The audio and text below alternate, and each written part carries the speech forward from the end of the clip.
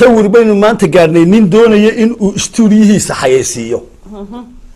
uu inan qaawan dhabarkeeda ku soo qoray magacii la inantii buu qaawiyey يعني صورك واحد لو حيسينه استوديو lagu xayeysiinaya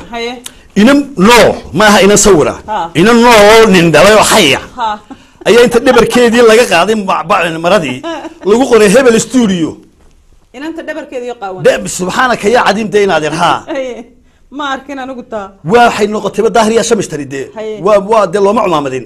waxaan ku wiri dhabarkii inanta laga qaaday maradii markaas lagu qoray hebel studio marka ujeedadu maxay teemaanadi weydiinaysaa walaal waa halkaynu marayno waa anshax ka soo qaad sanad ka hor 2 sanadood ka hor baan waxaan lahaa waxaynu arki doonaa gaaladaas markay walaal xayeysiinaysa qalinaa qaawan ku xayeysiisa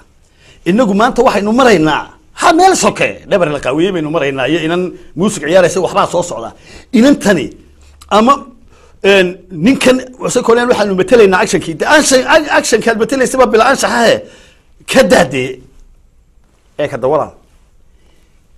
hablaheeni baynu halka marinayna maanta inanta Soomaaliyeed waxay ahayd wallahi aan amaanaynin billahi tallaah inanta ugu qiimaha badan la bahay istil way tahay qaar waa haysta malayna qiimo beesha habli Soomaaliyeed may qiimo beelin laakiin maanta ku bilaabatay qiimo dhici hadaba lagu sameeyay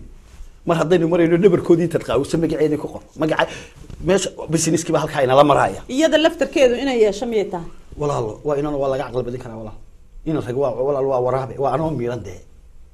جمتاسو وحكو هيا لكن هدي أنا أقول عاركي دوران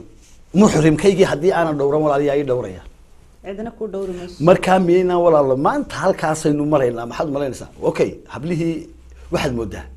هبلها فنانين تاني اللي يقولوا ما يديك الدين ما هيستو كلامي بكي واحد إنه ولو هيسي سابر لك يصور لك صورت مركي هيسي هو واي ولا الله